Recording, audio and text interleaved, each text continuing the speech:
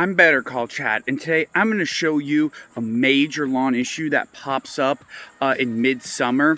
Now, this used to be a fall issue, but they seem to be happening earlier and earlier and getting way more aggressive as well. And I'm talking about sod webworms slash fall armyworms, but mainly you see the sod webworm, especially in St. Augustine grass. Now, this applies to all warm season grass like Bermudas and zoysias. You will see more armyworm, and in St. Augustine, centipede grass, things like that, you'll see more sod webworms. Luckily, the active ingredients are pretty much the same on both, and so is the damage. And luckily for this one, the damage is really noticeable, so you don't have to start really digging around and looking for pests like you would chinch bugs. This, when you can see the damage, it's very distinctive. You know you can go ahead and treat. And I'm going to give you some active ingredients to use for these as well. But I want to show you what this looks like. Now, this is in August here in North Florida, and this is when I've really started to see. Now, July, I started seeing some moss, not much damage,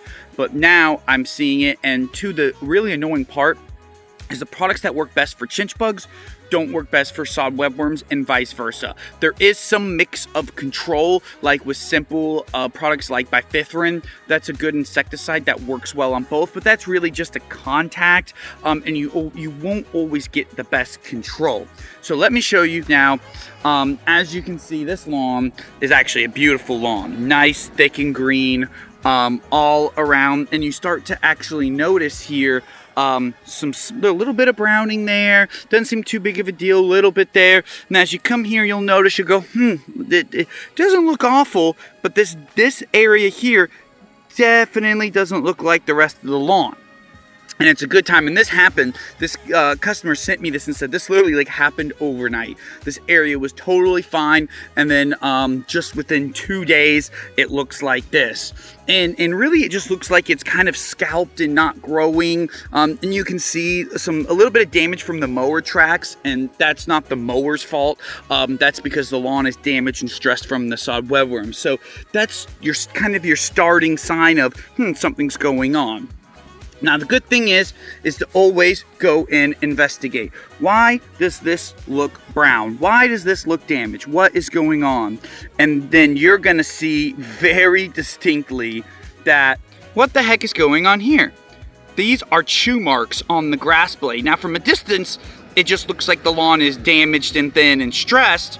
But when you get close, you can see that there's chewing on the grass blades. And look at that. You can see, it's not as good on camera, it's easy in person, but you can see chew marks all over these grass plates. And actually, there's little brown bits on here, and that's the sod webworm's poop. So they were feasting and pooping all over this. You can see that's what those little brown things are, all the sod webworm's poop from them feasting. Now, they hate the sun. This is a full sun area. I see them in full sun all the time, but they do not like the sun. So at night, they will go deep into the grass, during the day, they will go deep into the grass and hide, and they will feed at night. That's why this can look like it happens overnight. And we didn't see moths or anything in this area. I mean, this just starts to happen so fast. And like I said, look at all the chewing on everything. Now, you can dig down and try to find some, which let me see if I can do real quick. Oh, he's trying to get away. After just a little bit of digging, look at that. I found one. Now, he's all green because he's got a full belly. Sod webworms are usually clear.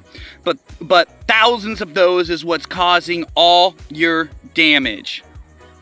And I put him back in the lawn because I'm going to kill him anyway. So I'll let that do the products do the work. So like I said, you can see all the chewing and everything. And look, this is an early start here. It just kind of looks like someone scalped the lawn with a weed eater there. But it's really bad through here. So midsummer, let's see, they're starting all through here and things like that. Midsummer is when this stuff starts. Like I said, this is August in North Florida. South Florida probably starts in July and things like that. And it can rarely happen even a little bit earlier. Look, it's light through here, just the starts of it. But it's really better distinction, thick, green. It is harder to notice the smaller spots, but you can see right there, ooh, what's going on? What is that? That's why it's smart to look close and investigate the yard, even sometimes you don't know exactly what you're looking at, you'll start to see chew marks. You can type in chew marks in St. Augustine, and every Google search should lead you to sod webworms, armyworms, and a good treatment. So you can see, and even here, it's not too bad, just a little bit light. Good news and bad news. Now the good news is sod webworms just chew on the leaf blades. They're not affecting the stolons, they're not affecting the roots. They just want to chew on the leaf blades. Not the biggest deal. Now they work in numbers, and I always like to say sod webworms actually usually don't kill your lawn. They really stress it because it's like your lawn gets scalped and damaged, but overall it usually recovers. Where I found the big issue is one in new sod. Sod webworms will absolutely destroy new sod because the roots aren't established and the lawn's already stressed from being cut and laid and all that. It will most likely kill new sod if not addressed immediately. And then the second is, like I said, usually used to see them in shady areas all the time. I don't see that to be the case anymore. I see the moths hang in the shady areas, but I'll still see the worm damage in full sun areas. Now, what I usually tell people that I don't think the worms are going to kill that area. I think it would be the sun. Now, where we're at damage today, I'm gonna get these treated. I bought a product called a Celiprin. I use it liquid. You can buy it granular for a lot cheaper. It works extremely well, and I know I'm gonna get quick control, and these areas will be back in a week or two. I'm serious. I mean, when you catch them early enough, get them treated properly, these areas bounce back fast. Now, if we let this go for another week or two in the full sun with this heat, sun would absolutely torch the grass and cause massive damage because the grass is so thin, stressed, and exposed, where in a shady area it mostly can recover. In a full sun area, the sun absolutely torches it, especially if you don't know what's going on and not adding more water. So that's the main problem. Now, these worms turn into moths. Now, if you walk through your yard and see moths flutter everywhere, little brown moths, those are the sod webworm moths. Now, the thing about them is they don't do any damage. You cannot treat the moths at all. They're not feeding on the grass, so you can't use a product that goes, the way we treat them is you can use a contact insecticide. Works okay because you have to actually hit them with it, but it's a good mix to use a contact and a systemic, which the systemic goes in through the roots or through the leaf tissue. They chew on it, they inject the poison, they die. That's the best way. But the moths aren't doing that. And to the contact, moths have a very dusty coating, where the moths have a liquid, have a coating that repels liquids. So if you go spray them with contact, their coatings just repel liquids and insecticides don't touch them. So there's absolutely nothing you can do about the moths besides go, I might get sod webworms. Now, the weird thing is I've seen lawns covered in moths going, uh-oh, they're laying eggs and you're gonna have sod webworms everywhere. And it doesn't happen. Sometimes they hang out in the shade, and like I said, they go in, and this customer knows what's going on. He actually has a mowing business, so he's very aware of sod webworms and all these things. We saw no moths here. There were zero moths, and now there's just worms everywhere. My assumption is I bet you the moths are hanging out here in the shade. Why did they go there to lay the eggs? I have no idea what they would do that for, but we didn't see any moths sign, and maybe the neighbor saw them there and thought, oh, I'm gonna get sod webworms all in there, and it didn't happen. So it's not like an 100% guarantee that you see moths here or there that they're gonna lay eggs to the worms that will be there. So that's not a guarantee at all. So it's really important just to notice, hey, I could have sod webworms, apply your prevention or buy the product and just keep an eye out for the spots that I showed you. So when you see them, you can treat them early. So like I said, if you catch sod webworms within the first week or two, even though this happened over like 2 days, which is crazy, they've been working a lot faster than they usually have.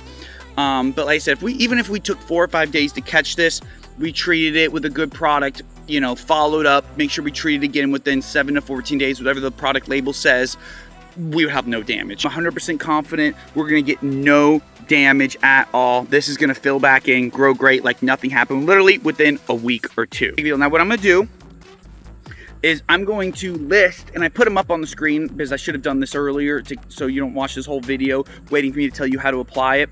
But on the screen, you're gonna see a list of active ingredients that work well for sod webworms. I'm not even gonna bother saying them because I butcher all the names, but these are not products. These are active ingredients because there's so many different products in different places and things like that. So what you should do is just search what products have these active ingredients form. Make sure the label's for sod webworms, most likely it will be.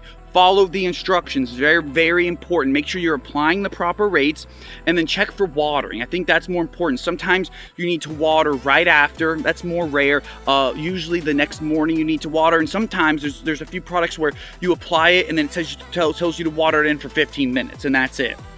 So just make sure you follow those the mixing instructions, and they have a lot of pre-mix, like the granulars. You know, you can put, tells you how much the bag covers. That's pretty easy. And same thing, the hose-in sprayers that come in. I have lawn kits that have everything you need. That'll work as well, and I tell you how to mix them.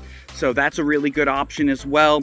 So that's really important. And like I said, the watering instructions. Make sure you see what the watering instructions are for the best results. But these active ingredients will give you the best treatment for these pesky sod webworms. And this is something you can expect in your warm season grass in August. I'd say August, July, and they start being more prevalent as it goes on. September, November, you should start seeing them more and more and more, and especially in new sod in the fall. A lot of the time the sod farms send them out with that. Eye out on your lawn for these sod webworms. If you catch them early, you're gonna have no issues at all. You'll treat them, your lawn will grow back like nothing happened, but you ignore it, you're not paying attention to the lawn, you let it go too long, you will have damage, you will be having the top dress, you will be having to resod and things like that. So make sure to keep an eye on the lawn for these. If you have any questions, feel free to reach out, email me. Put my email here on screen. Check out my website. I do online consultations. I also have lawn kits and other things. So check out the website, see how I can help you. I hope you have a great rest of your day.